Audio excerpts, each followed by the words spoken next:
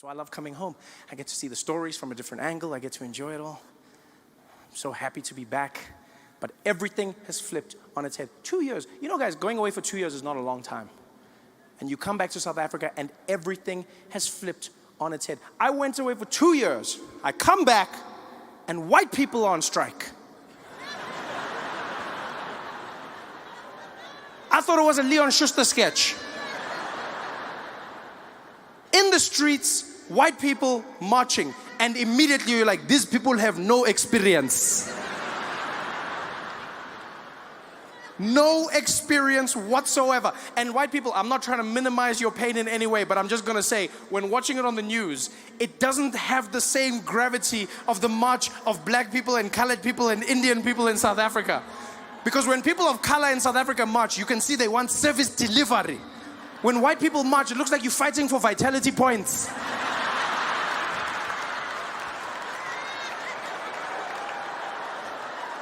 It's just not the same.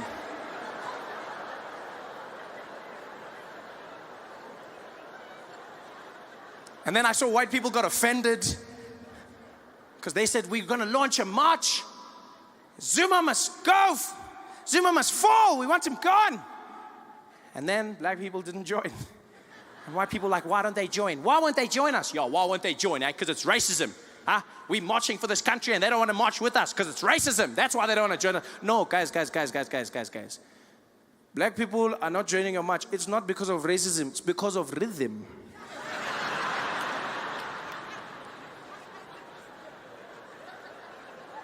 I saw white people protesting and I was like, even if I was on your side, I cannot participate in that.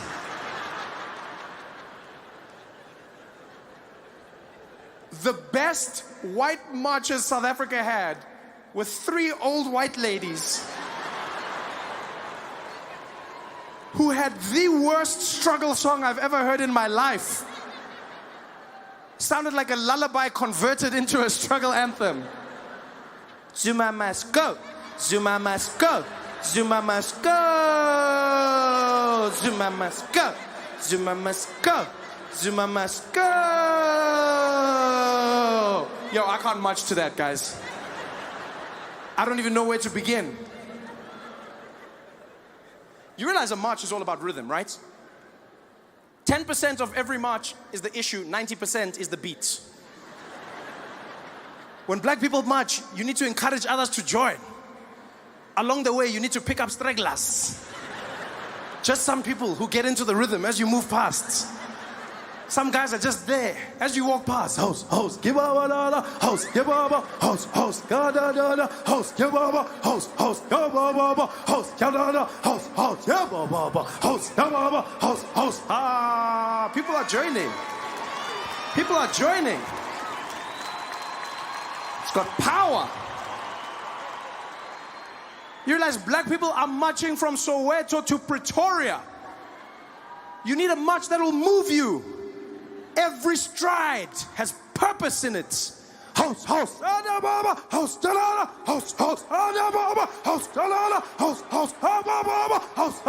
host, host, moving. Zuma must go. Zuma must go. Zuma must go. Zuma must go. Zuma must go. Zuma must go. Guys, we're not even getting to Craig Hall like that. Asfigi. Marching with that song to Pretoria, by the time we get there, Zuma left by himself. Chilling there in his house in Dubai. Laughing. Did they only arrive just now?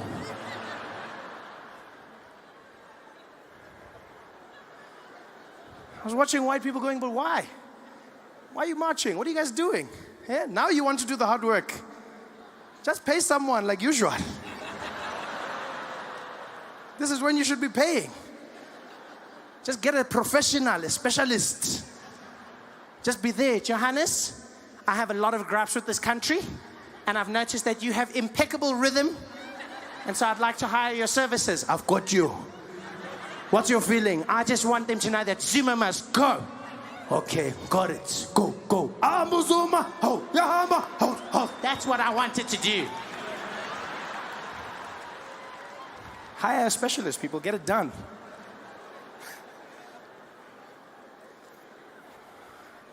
This song will get you nowhere. It's a frustrating time, though, man. The Guptas came and shook South Africa up, turned things upside down, made us question who we are as a people. I've been away for 2 years. I came back, and I'll tell you now, the racial tension is palpable. You can feel it. You can feel it. All of a sudden, everyone looking at each other in a different light. You're like, damn, McKinsey did a good job. Because don't get me wrong, South Africa wasn't perfect, but it wasn't like this. 2010 had us in a different feeling. We had a rhythm. We had a plan. And then all of a sudden, it fell apart. Now we're looking at each other with shifty eyes, separated. The Guptas did a good job. People are angry, and I understand why, But sometimes I think people's anger gets out of hand, Like I saw people fighting because the Guptas had a wedding at Sun City. And at that wedding, they only hired white people to serve them.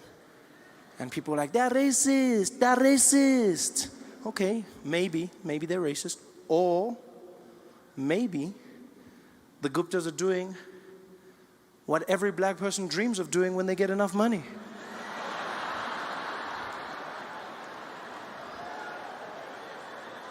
And that is hiring white people to work for you. Which black man in this audience can't say he doesn't remember the first time he went to a restaurant and he was sitting there? Some white guy came up to the table. Good afternoon, gentlemen. Can I help you with anything? Oh, yeah, we're just waiting for the waiter. You can send him over. No, gents, my name's Johnny. I'm going to be serving you guys today. Oh, you're the waiter. You are the guy serving us. That's correct, Alex. Oh, wow, look at that. Well, in that case, Johnny, let's start with the specials menu, please. Just rattle it off. All right, guys, we've got a carpaccio on the menu, really fantastic. We've also got a seafood salad that's really impeccable. On the dessert side, the chef is doing something different with the creme brulee. And then our special lionfish of the day is going to be a hake, lightly grilled. Okay, thank you very much. Just give us a moment to chat about it and we'll see. See you in a bit, Johnny. All right, thank you very much, guys. Hey, can you believe it? Yeah? Can you believe it? On my beck and call. Watch this. Johnny. Yeah, what's going on, guys? Nothing. Carry on. This is power. Surfing is a crazy sport. There's no need for you to be in the water at that time. You might get eaten by a shark. I do not feel sorry for you. I feel bad, but not sorry, because you knew the thing was there. What's crazy is you even have experts that defend sharks. I don't even know when this started. When did we start defending killers? Like, we defend them. They're out there in the ocean, they're killing and stuff. And then you have these shows, Discovery, Shark Week, 50-50, shark experts. And they come out, hi guys, I just want to tell you a little bit about sharks. Did you know that sharks aren't the mean killers everybody paints them out to be? Sharks don't even like eating humans. They don't. How do you know this? I mean, for things that don't like humans, they've eaten a lot of them, You have to admit. They've eaten a hell of a lot. Surely the memo would have gotten around by now. No, they don't like eating humans. What happens is they get really confused, because from underneath they see you paddling on the surface and they mistake you for a seal. They think you're a seal and they come up and they grab a bite, and then by the time they realize you're not a seal, it's too late. It's not their fault. They're just sharks. Like, really? Why don't those same people come and defend like black people when people are saying black people commit crime, Like, why don't they have those same people there, Like, these blacks always robbing people, these blacks always, and they come and, well, actually, guys, black people don't like crime. Yeah. What happens is they get like really poor because of things that have happened in the past. And then like some of them resort to criminal activities to try and make ends meet.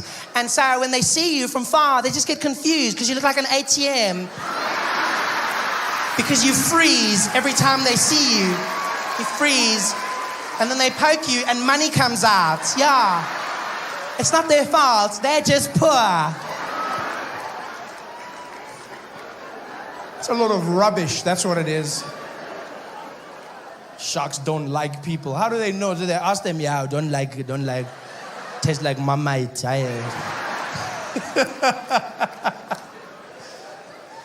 I don't surf. I sit on the beach and I enjoy it from there. It looks beautiful. I enjoy it. And I'm sitting on the beach in Malibu. And it's during the week, so it's really empty. There's just one girl surfing out there, California babe, and she's rocking it, you know. And she's got long blonde hair and tan, looking very fake, and just like, you know, she's riding her board and doing her thing, and all those unnecessary surfing moves that people do, you know. Just stay here, just stay here. There's no need for. And surely, sure enough, at the end of it, like she's doing those things, and the wave comes like, and I was like, you're dead. But she wasn't. And she comes out of the water, and she's having the time of her life. And she looks over at me, and she's like, hey there, are you like gonna come in? The water's like super amazing. I said, no, thank you. No, thank you. I'm just gonna sit here. I'm just gonna sit here and watch you. You're very good. Keep it up. She's like, OMG, you talk funny. No, I don't talk funny. You talk funny. Where are you from? I'm from South Africa. She's like, oh, wow. Like Africa? How did you get here? What? I used my monkey grip under the plane. How did you get here? She doesn't even wait for my answer. She runs. She's in the water. She's doing her thing, surfing, having a good time, doing those things. She comes back out, and now all of a sudden we're best friends. She runs out onto the beach. She's like, hey, Africa. I'm like, hey, America. So like, you don't surf at all? I said, no, I don't. Where I'm from, we don't really surf. Johannesburg, there's no surfers out here, you know? She's like, oh, that's too bad. Like, do you guys have waves in Africa? Do we have waves? A grown human being asks me if we have waves on a continent. Like, no, we don't. Yeah, by the time the water gets to our side of the world, it's just so tired. It's just, you know, so worn out from all the traveling. It tries, but it's,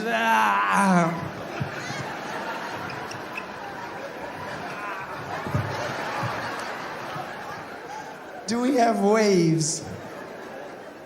She's brilliant. She says this and she runs back into the water. And every time she goes out there, it's like she comes back more stupid. It's almost like she's fishing for stupidity out there. It's almost like there is a shark. She's like, yeah, ask him this now, ask him this.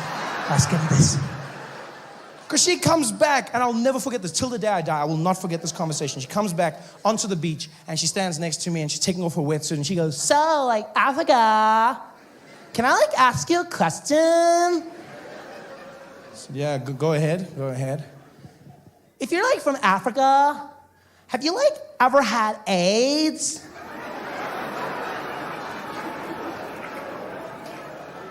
You know what's funny? Is I wasn't offended by the fact that she said AIDS. But I was offended by the fact that she said, ever had AIDS. Like AIDS is something you could had, like a passing flu, just, you know? Hey, John, I didn't see you at work last week Thursday. Where were you? Yeah, I had a bit of AIDS there. I just hit me hard. I took some Corinza. Now I'm back, bro. Ever had. And you know, I know as a child of a continent that's ravaged by this disease, it's my job, it's my duty to educate people when I meet them. You know, it really is a part of who I am. But you know when you look at someone in their eyes and there's no hope. It's just that old SABC tone. It's like, doo. You know, so it's only two of us and I'm bored. I figure, why not have some fun? And so I look at her and I'm like, yes. Yes, America. I've had AIDS many, many times. She's like, oh, wow, really? Oh, my God. So aren't you going to be, like, super skinny and dead or something? I said, no, AIDS is not as bad as you think. It's just like chocolate, you know? You just shouldn't have too much at one time. You're just like, AIDS. Oh, too much AIDS. Oh. And then you stop for a bit, and then after you're like, more AIDS. You know, you just chill. She's like, wow, AIDS is like chocolate? I said, yeah, you should try it sometime. She's like, no, that's disgusting. So then if it's like chocolate, then it's going to get all melty and it'll be covered